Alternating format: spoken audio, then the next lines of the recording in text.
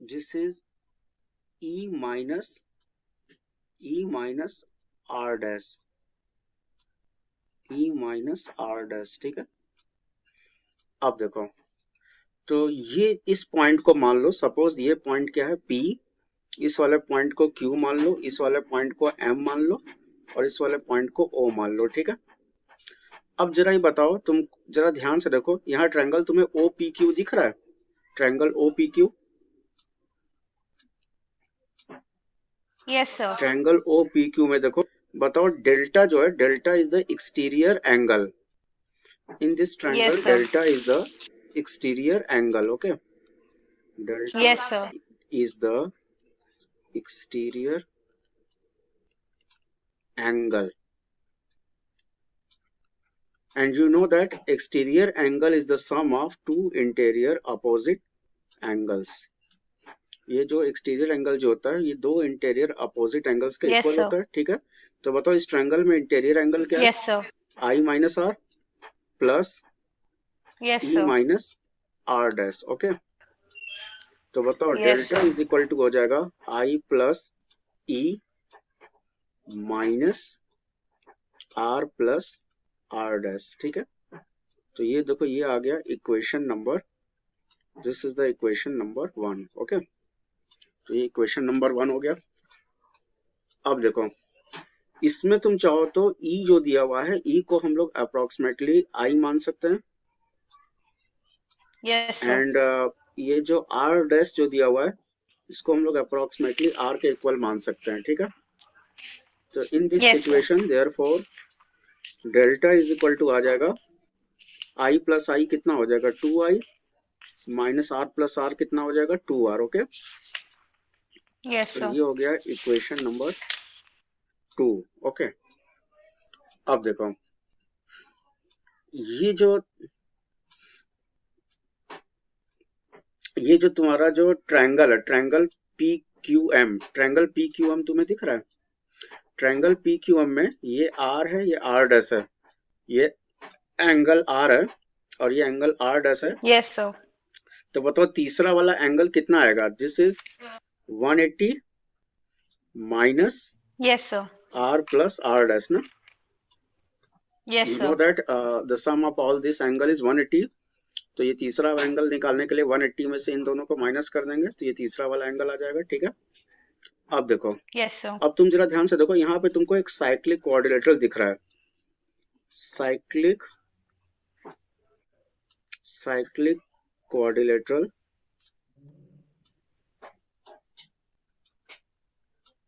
Cyclic quadrilateral APQM, okay. और you know that in the yes cyclic sir. quadrilateral the sum of opposite angle is 180. Cyclic quadrilateral में opposite angle का सम 180 होता है, ठीक है। अब तुम बोलोगे कि ये साइक्लिक क्वाड्रिलेटरल क्यों है? तुम ध्यान से देखो, ये जो AP और PM जो है, AP और PM के बीच का एंगल कितना है? 90 डिग्री। और ध्यान से देखो, यस सर।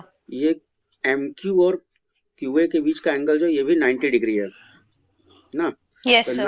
अपोजिट एंगल का सम 180 होता है। In the cyclic quadrilateral the sum of opposite angle is 180।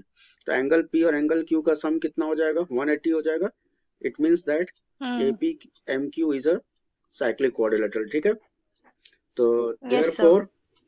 Therefore angle A और इसका जस्ट अपोजिट एंगल M, इन दोनों का भी सम कितना होगा? इन दोनों का भी सम 180 होगा, ठीक है। तो ये यस हो सर। जाएगा A प्लस, और M के जगह क्या लेंगे? 180 minus R plus R dash, this is equal to the 180, okay. तो ये देखो 180 कैंसिल हो गया, और ये R plus yes R sir. Dash is equal to हो जाएगा A, okay. R plus R dash is equal to A। और सपोज ये इक्वेशन नंबर 1, इक्वेशन नंबर 3, अब इस इक्वेशन नंबर 3 को 3। इक्वेशन नंबर कर दो, ठीक है। तो देखो, put the yes value sir. Of equation 3, put the value of equation 3 in equation number 1, okay. तो therefore बताओ डेल्टा इज इक्वल टू हो जाएगा आई प्लस ई और minus R plus R dash की जगह ए रख देंगे, and you know that angle of emergence is approximately equal to the angle of incidence, therefore delta is equal to आ जाएगा 2i minus A, okay, and this is the angle of deviation. देखो ये जो मैंने Yes, निकाला है sir. यही तुम्हारा क्या है, एंगल ऑफ डेविएशन, ठीक है, यही तुम्हें प्रूव करना था, Yes, angle of sir. Deviation. अब देखो तो एंगल ऑफ डेविएशन आ गया। अब इसके बाद अब हम लोग को निकालना है, और हाँ देखो कभी कभी तुमसे एंगल ऑफ डेविएशन और एंगल ऑफ आई के बीच में ग्राफ पूछा जाता है एग्जाम में।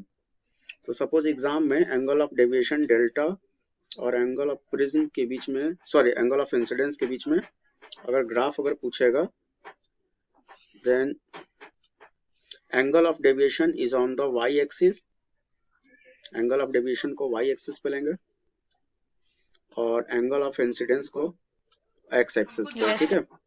ये शायद तुमने प्रैक्टिकल किया होगा, प्रिज्म का प्रैक्टिकल तुम लोग को कराया गया होगा। डेल्टा Yes, और sir. आई के बीच का जो ग्राफ जो आता है this is curved Yes, sir. ना, डेल्टा और आई के बीच का जो ग्राफ जो आएगा this is Yes, curved. sir. तुमने डिफरेंट डिफरेंट आई के लिए एंगल ऑफ डेविएशन तुमने निकाला होगा प्रैक्टिकल में ना। तो अब देखो Yes, sir. ये जो तुम्हें कर्व जो मिल रहा है, इस कर्व का जो ये मिनिमम पॉइंट है, ये जो मिनिमम पॉइंट जो तुम्हें दिख रहा है, इस पॉइंट पे जो एंगल ऑफ डेविएशन जो होता है that is called angle of minimum deviation, और इस पॉइंट पे ये जो एंगल जो लिया जा रहा है this is the angle of incidence, okay. तो ये क्या angle of minimum deviation at the minimum point of Yes, curve, sir. Okay. तो यही तुम्हारा ग्राफ आता है, बहुत इंपॉर्टेंट ग्राफ है, this is the graph between delta and I, okay. अब देखो अब हम लोग को फाइंड आउट Yes, sir. करना है प्रिज्म फॉर्मूला, ठीक है। तो देखो प्रिज्म फॉर्मूला कैसे निकालेंगे। Yes, sir. तो प्रिज्म फॉर्मूला निकालने के लिए प्रिज्म फॉर्मूला में देखो क्या होता है कि हम लोग रिफ्रैक्टिव इंडेक्स निकालते हैं, ठीक है, रिफ्रैक्टिव इंडेक्स। तो देखो रिफ्रैक्टिव इंडेक्स कैसे निकालेंगे, तुमने स्नेल्स लॉ पढ़ा होगा, रिफ्रैक्टिव इंडेक्स निकालने के लिए हम लोग यूज करते हैं Yes, स्नेल्स लॉ, sir. ठीक है। For refractive index we are using the Snell's law, n is equal to sin I upon sin r ना, therefore n is equal to, Yes, अब sir. देखो I और I की value put करनी है, I और R की value.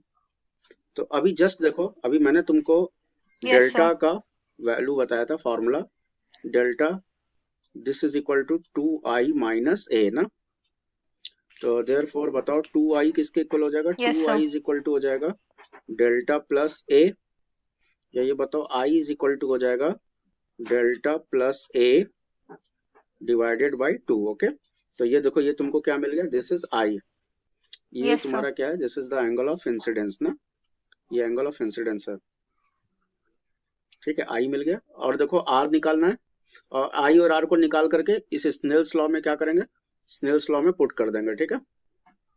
अब देखो since 2r is equal to A, एक मिनट, जैसे अभी मैंने तुमको बताया था, ये देखो नीचे देखो इक्वेशन नंबर 3, इक्वेशन नंबर 3 तुम्हें दिख रहा होगा, इक्वेशन नंबर 3 में r plus r dash is equal to A दिया हुआ है, and you know that r dash is equal to r dash is equal to r, therefore r plus r is equal to a, या 2r is equal to a, therefore r is equal to आ जाएगा a by 2, ठीक है। तो ये आ गया angle of refraction, ठीक है। तो ये तुम्हारा क्या है, एंगल ऑफ रिफ्रैक्शन है। तो देखो Yes, I sir. मिल गया, R मिल गया। अब स्नेल्स लॉ में इसको पुट कर दो, सपोज ये इक्वेशन नंबर 4 है, तो इक्वेशन नंबर 4 में I और R की वैल्यू पुट कर दो, ठीक है। इक्वेशन नंबर 4 में I और R की वैल्यू पुट कर देंगे, तो देयरफॉर रिफ्रैक्टिव इंडेक्स आ जाएगा, refractive index n is equal to sine I की जगह पुट करेंगे डेल्टा प्लस ए अपॉन 2, और बताओ आर की जगह पुट करेंगे साइन ए बाई 2। ओके, तो देखो ये आ गया रिफ्रैक्टिव इंडेक्स, ये रिफ्रैक्टिव इंडेक्स का फॉर्मूला है, ठीक है, फॉर अ गिवन प्रिज्म। तो ये प्रिज्म के लिए रिफ्रैक्टिव इंडेक्स का फॉर्मूला है, and this is known as a prism formula, this is known as a prism formula. Okay, आगे समझ में? Okay, Yes, sir. अब देखो, Yes, अब sir. देखो तीसरा इसमें लास्ट एक और कंडीशन बच रहा है, कंडीशन ऑफ थिन प्रिज्म। अगला जो टॉपिक है condition of thin prism, condition of thin prism. अब देखो थिन प्रिज्म का कंडीशन क्या होता है, तो देखो from prism formula, from prism formula we know that from prism formula n is equal to होता है refractive index, n is equal to sin delta plus a upon 2, और अपॉन क्या था sin a by 2, ठीक है, यही होता है प्रिज्म Yes, फॉर्मूला। sir. अब देखो, अब हम एक काम करते हैं, तो ये जो sin Hmm. Delta plus a दिया हुआ है, sin delta plus a by 2, इसको हम अप्रोक्सीमेटली मान लेते हैं डेल्टा प्लस a by 2, ठीक है, this is delta plus a by 2, और नीचे जो तुम्हें साइन a by 2 दिया हुआ है, इस साइन a by 2 को हम अप्रोक्सीमेटली मान लेते हैं a by 2, ठीक है, because this is a thin Yes, prism, sir. For thin prism, Hmm. किसी भी थीन प्रिज्म के लिए एंगल जो होता है वो स्मॉल होता है, ठीक है, means sine theta is approximately Yes, equal sir. To the theta for a thin prism, और for given Yes, sir. Small angle sine theta जो होता है वो थीटा के इक्वल होता है। Then sine delta plus A by 2 है तो इसको डेल्टा प्लस ए बाई 2 मान लेंगे, और साइन ए बाई 2 है तो इसको ए बाई 2 मान लेंगे, ठीक है, and putting all this value in the prism formula, prism formula में ये सारा वैल्यू पुट कर देंगे, तो therefore n is equal to आ जाएगा sine delta plus A by 2 की जगह क्या पुट करेंगे, delta plus A by 2। Okay, और साइन ए बाई 2 अगर दिया हुआ है तो साइन ए बाई 2 की जगह ए बाई 2, ठीक है, ये कंडीशन ऑफ थिन प्रिज्म के लिए ये कंडीशन है कि साइन थीटा की जगह थीटा पुट कर देते हैं, तो बताओ ये 2 Yes, और sir. 2 कैंसिल हो जाएगा, तो therefore n is equal to हो जाएगा delta plus A divided by A. Okay, अब देखो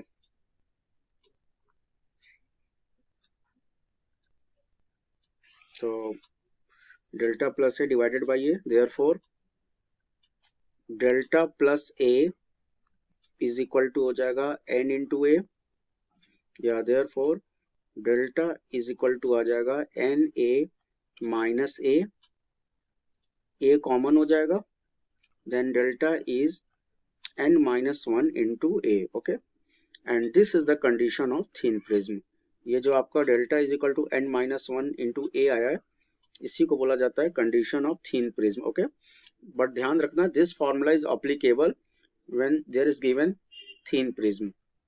ए को बोला जाता है एंगल ऑफ प्रिज्म, ए को बोला जाता है एंगल ऑफ प्रिज्म, और n को बोला जाता है रिफ्रैक्टिव इंडेक्स, n को बोला जाता है रिफ्रैक्टिव इंडेक्स। ओके, और डेल्टा का मतलब एंगल ऑफ डेविएशन, डेल्टा का मतलब एंगल ऑफ डेविएशन। ओके, तो यही तुम्हें प्रूव करना था। तो प्रिज्म में देखो यही तीन चीज निकालने के लिए आता है, पहला मैंने प्रूव किया delta is equal to 2i minus A, दूसरा मैंने प्रूव किया prism formula n is equal to sine delta plus A by 2 upon sine A by 2, ठीक है, और तीसरा देखो कंडीशन ऑफ थिन प्रिज्म, तो कंडीशन ऑफ थिन प्रिज्म हम लोग का क्या है, delta is equal to n minus 1 into A. Okay, I think समझ में आ गया होगा, any doubt? Okay, Yes, sir. तो यही था, No, sir. This is about the prism. तो अभी तक जो भी मैंने तुमको शेयर किया है ये सारा का सारा प्रिज्म के बारे में ही है, और प्रिज्म में केवल इतना ही आता है, इससे ज्यादा प्रिज्म के बारे में कुछ भी नहीं आता है। यस ठीक है, सर। एक और टॉपिक है जिसको बोलते हैं कॉचीज फॉर्मूला। ठीक है, कॉचीज फॉर्मूला क्या होता है, एक मिनट।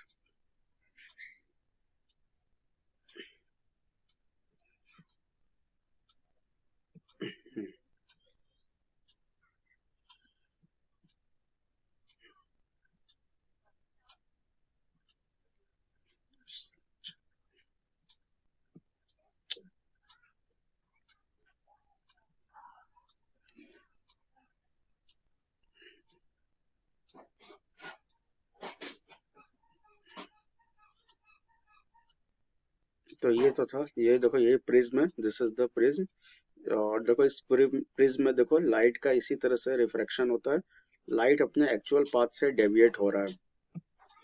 ठीक है, तो देखो ये सामने डायग्राम दिख रहा है, ये सेम डायग्राम मैंने प्लॉट किया था, और इसी सेम डायग्राम में मैंने देखो ये डेल्टा निकाला था।